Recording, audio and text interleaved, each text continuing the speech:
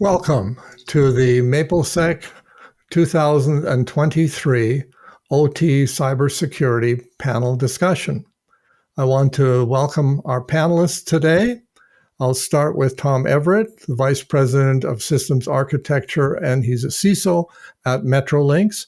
His past roles in information technology have included retail, energy, and marketing. He enjoys retro computing and building safe, reliable IT solutions. He currently lives in Calgary, Alberta. Our next panelist is Chad Gross. He's the OT Cybersecurity and Automation Specialist at Keyera. Keyera is a large-scale midstream oil and gas company based in Calgary, Alberta. Chad has spent the last 21 years working in the Alberta oil patch, focusing primarily on systems integration and automation.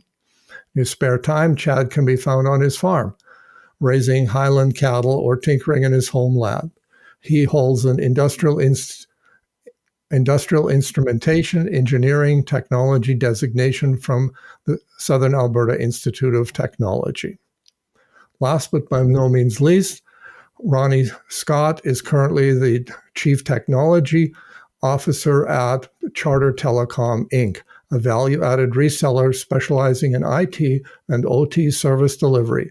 As a CTO, Ronnie brings his extensive technology background with a strong business and service delivery lens to enterprise IT and OT infrastructure solution. He has 35 years of broad IT experience, including programming, network architecture, and senior consulting role in various industries in New Zealand, Australia, and Canada.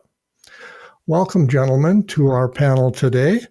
So let me just give a brief introduction to what we're going to discuss.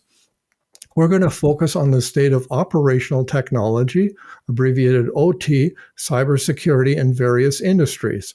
So let me start you off with something. Information technology, i.e. IT, cybersecurity, appears to receive much more visibility and attention than operational technology, i.e. OT cybersecurity.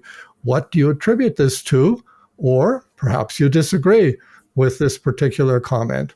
Ronnie, do you want to start us off? Thanks, Yogi. Yes, it's an interesting discussion, this. I think part of the situation is that OT has historically been a little bit more back of house.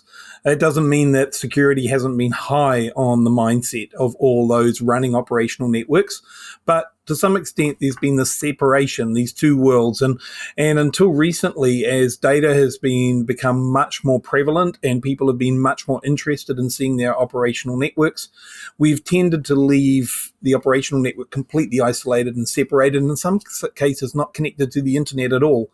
Increasingly, as we join those two worlds, we're seeing a significant change, and OT is becoming much more relevant and much more prevalent conversation as we talk about security today. So maybe we should just keep OT off the internet and we'll all be fine. Yeah, the big question of why, that's a great one to start with. I mean, obviously, that could be the easy approach, but I think people want to know what's happening in the operational networks, especially executives, business decision makers, planners who need to see what's happening to be able to see where are we going, where do we need to improve, and so on. So there's value in the IT world as well, and it's bringing those two together safely. That's the important start. Okay, so Chad, I'm sure with all of those field operations that Keyera has, there's lots of OT cybersecurity. How are you coping with all that? Yeah, I think Ronnie nailed it there. This stuff did used to be islanded, not connected to the internet at all. And, there is more and more need for external connectivity, whether that's vendor support for specialized equipment, whether that's reporting or, business analytics. We're even starting to see things like, advanced process control. That's maybe looking at various networks spread geographically. They're separated, but, that process, those two might rely on each other now to squeak out a few extra % production or whatever the case might be. Is there a difference between IT cybersecurity and OT cybersecurity? Or is this just a labeling issue or a mindset issue? Well, there's a huge difference. The equipment that's used in OT networks is fundamentally different than the equipment that's used in the data center. related to and can communicate with, but it's fundamentally very different. There's also a different business expectation around it, where we can take a temporary outage of a system that's in our data center most of the time. A lot of field systems can't take any sort of outage ever. So there's a huge reliability aspect which differentiates OT systems from IT systems. Yeah, I think that philosophy is really important to differentiate. With operational networks, it's always about always on. And IT, there are some mission critical components of the IT world, but the IT world is often about getting visibility, improving process, and so on. And we're prepared to allow people to go places, to work from places, to be free. We're more of an enabler rather than that mission critical underlay. And that enabling in the IT world says we're going to bend the rules that you'd never want to bend in an operational world. The other piece of that puzzle too is your OT system is interacting with physical objects. So the result of a breach or a threat actor gaining successful access to your system, physically we could damage equipment, we could have some kind of an environmental release, or we could hurt or kill people. So that's another big thing to look at. OT at operational facilities has been dominated by relatively obscure network protocols. Have those protocols made it easier or more difficult to attack these facilities?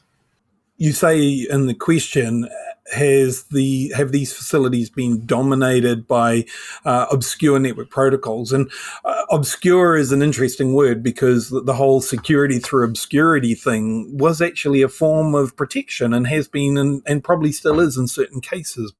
I think when I look at OT networks in my world, the biggest risk to the OT network is the IT network it's connected to. And we have conversations about if there is an incident, how do we disconnect so that we can keep the OT network safe and operational in the case that we lose the IT network? Perhaps you could comment on some trends that you're observing in OT cybersecurity, both on the attack and on the defense side. And how are you responding to those? Is anything changing? Is it a matter of volume or sophistication or something else? What I'm noticing is an increased interest in OT on the behalf of what I would call traditional IT security vendors. So it's a new market for them. And it's very beneficial to us because it allows us to use the same or similar tools, a similar approach, similar software to bring the OT network into the cybersecurity ecosystem. So that the same way we monitor our current IT network, we can do similar, if not the same things on the OT network, bring them into one system and view it as one giant ecosystem that we can monitor.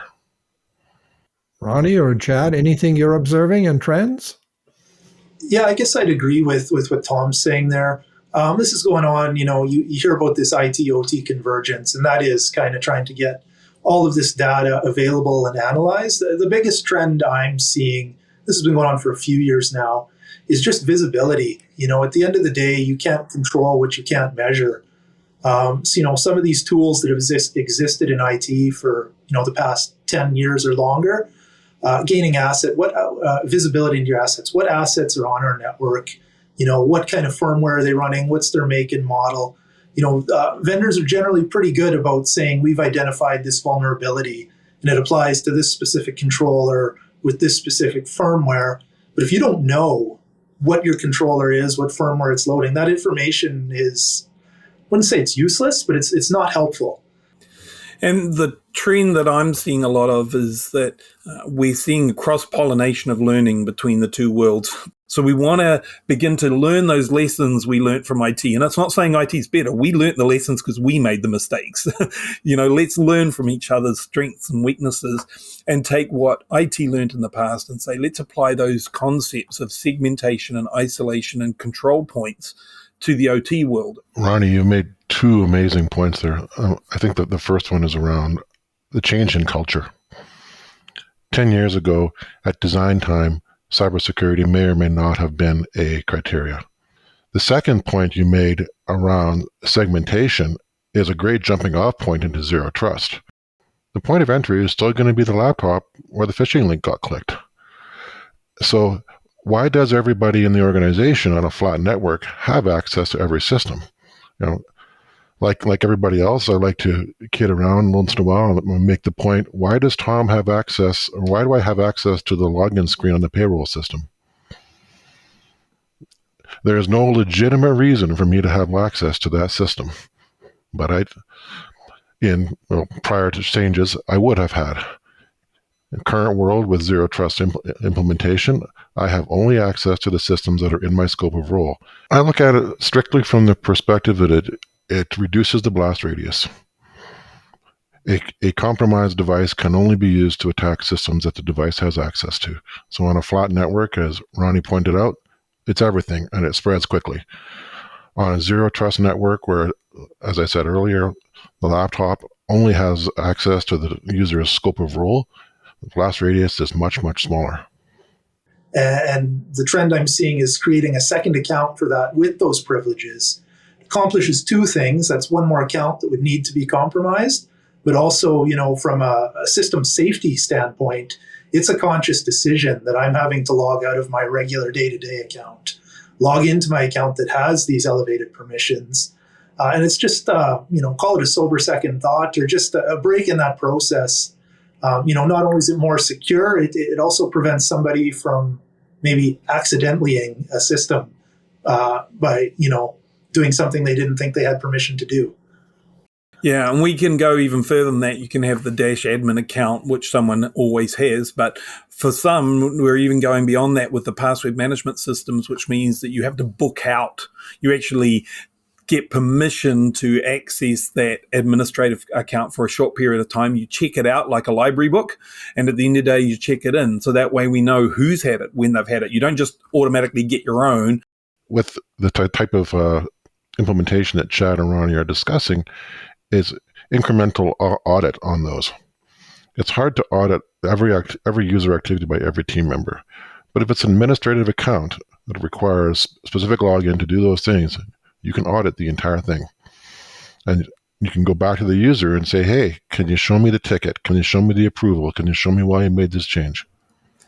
Can I just add one little other part of this that we're seeing as a Sure. significant trend in the IT world that I think is propagating into the OT world, and that's insurance. The insurance companies are making it increasingly hard to get any kind of protection in the cybersecurity space without taking these measures. So whether you want to do it or not, or whether it's an operational impact, certainly we're seeing organizations having to take these steps just to get insurance to keep their business operational. Are there any other steps that we're taking in terms of OT's defenses that are worth mentioning or important trends?